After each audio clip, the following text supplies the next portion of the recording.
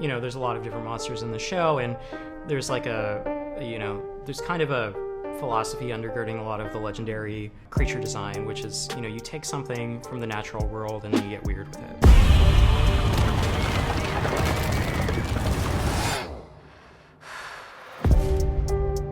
I love Godzilla, and I've loved Godzilla since I was a kiddo.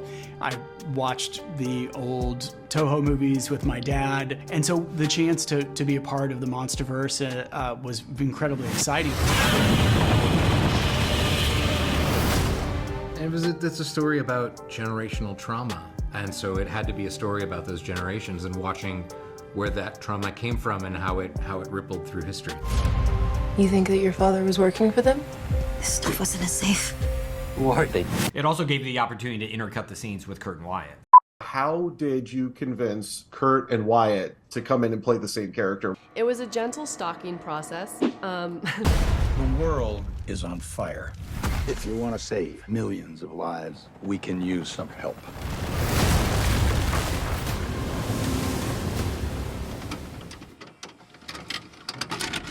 This is now, I think, the fourth time that I've spoken to you, and each time the projects just keep getting bigger and bigger. And I don't know, is this like, do you have a bucket list of wanting to tackle some of like the biggest stuff that's out there? Like, how did you get involved in this? You know, I love Godzilla, and I've loved Godzilla since I was a kiddo. I watched the old Toho movies with my dad, and so the chance to be a part of the Monsterverse was incredibly exciting. But then I read the first script, and what Chris Black and Matt Fraction have created here was just so exciting and unexpected. It is a multi-generational family drama and mystery set within the world of monsters, and we're seeing these monsters that I love, but from the ground, from the human perspective, and I was just taken by the freshness of it. This is gonna give me nightmares. What is more challenging? Because obviously the human drama is a huge component, and that is a really challenging thing to fit in. And then you've got this massive monster that's bigger than anything else on screen. Is it more challenging to direct the action elements or to incorporate the humans and the CGI creations? The most difficult thing about working with things that aren't there is making sure that everybody knows what will be there eventually. And so that means planning and storyboarding and building animations so that everyone can kind of understand what will be there. And then ultimately the actors really need to sort of understand what that green tennis ball is eventually going to become so that they can endow it with all of the awe and the wonder and the terror that they need to. And that's maybe more magical than all of the incredible work that's going to be done by brilliant VFX artists, but is that actor bringing something to life that just isn't there. And I think our cast did a brilliant job of doing that. This is the world we live in. Monsters are an inescapable reality. What is the bigger accomplishment? Successfully creating a live-action Godzilla television series or casting Kurt Russell and Wyatt Russell as the same character? Look, I mean, it's one. I think they go hand in hand. I think hopefully the because of the latter, we may get the former. Yeah, you know. And our brilliant casting director, Rana Kress, presented Wyatt and Kurt as an idea, and we saw it and got it right away.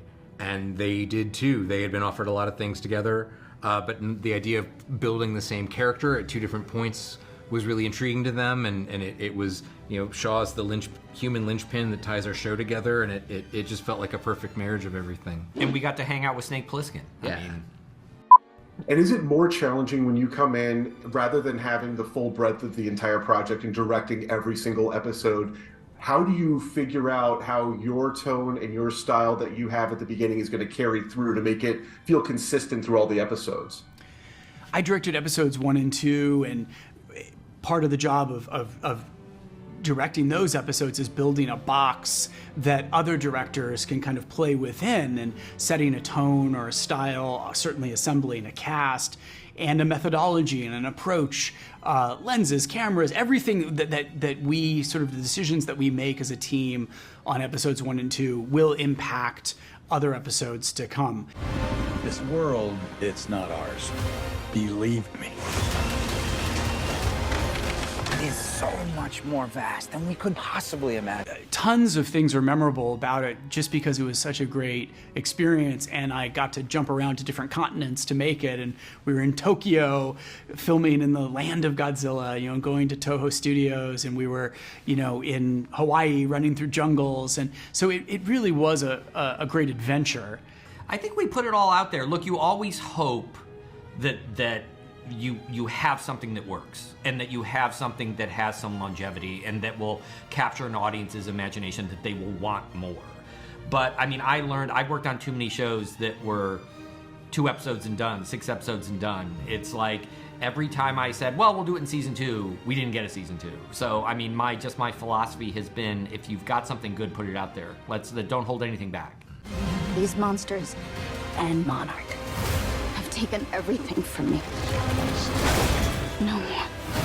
When you're dealing with those new designs, that's kind of, like you said, you can come up with ideas, spitball those, come up with different ways of doing it. But when you're dealing with the creatures that have already been featured, is that more of a challenge trying to incorporate them into these stories? Or is it that I get to play with the biggest toys that are out there? It's a little bit of an easier process, but it's also like, there's firmer ideas about like what Godzilla can and can't do, and sometimes there's the tension of like, oh, Godzilla wouldn't do that, and then and then you ground it back into what the character should be.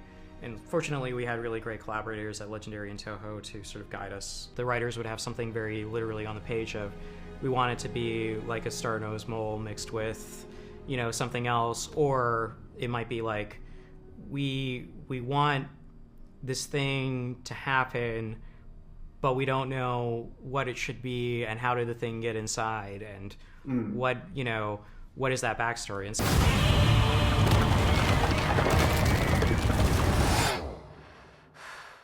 this is a massive project, and when you're dealing with, obviously, the movies, those are big enough to begin with, but this is like a 10-hour movie. This is gigantic, it's humongous. Logistically, was there anything that you felt at the beginning, before you'd really started, that I don't know how we're going to pull this off? Well, thankfully at the beginning we didn't have all the information, because we started really at the ground floor with Matt Shakman, and he had identified the area of Monarch as an area he wanted to explore. And it grew from there, and it grew in such an organic way, and it was so exciting.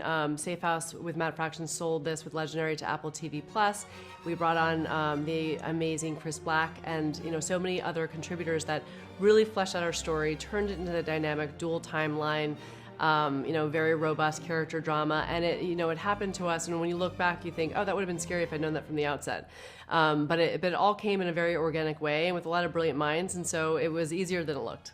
With all of the things that happen in this series, there's cool new monsters, there's familiar monsters that we've seen before, but I need to know, how did you convince Kurt and Wyatt to come in and play the same character? Like, did that take convincing to make that happen? It was a gentle stalking process, but we knew from the outset that Kurt was going to be Lee Shaw. And when we were thinking about younger Lee Shaw, our casting director said, it should be Wyatt, and of course that was so obvious and so brilliant, and she was so right, because there's a version where you could take Kurt and you could de-age him. There's a version where sometimes you would cast a whole nother actor, but actually being able to have Wyatt, who harbors so much Kurt in him, but is also his own person, was so exciting. And the two of them had so much fun off screen, creating that character, Kurt becoming a little bit less Kurt to become Wyatt, Wyatt becoming less Wyatt to become Kurt, and meeting somewhere in the middle.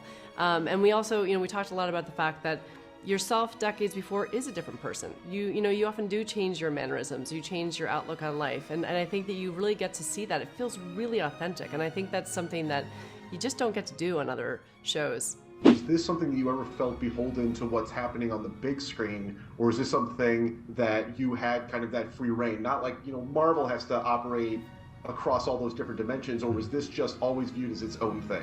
Yeah, no, I mean, it is a part of the legendary Monsterverse, canon, but, so there was a structure there, but in that structure came freedom, because there's so many blank spaces on that timeline. Our characters are trying to discover who their father was and what his deal was, and it turns out it's all the same answer. So in staying with our people and staying on the ground and finding these people that we cared about, gave us access to all these kind of big pockets of Monsterverse fun, but no, the structure gave us the freedom to do the story. Were there any conversations where said, well, we got to save this for the movie, or this is what we can? Was there kind of a rule book you had to play by? Well, what was so brilliant about Matt Fraction's initial instinct of the creation of Monarch is it allows us to dance what he says in the raindrops of the features. So we're never stepping on them. We're coexisting with what they've already laid out there. So we're telling you the story of the characters that are on the ground of some of the features you've already seen.